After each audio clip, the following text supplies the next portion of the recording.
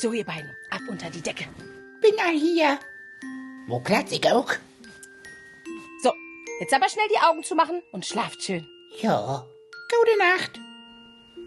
Oh, lädst du das Licht an, bitte? Na klar.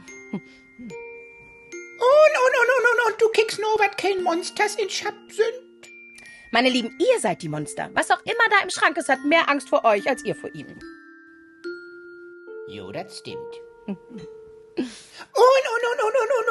wenn wir morgen früh abwogt, muckst du uns den Pannkuchens à la Therese? Weil es ein außergewöhnlicher Notfall dringender Art ist?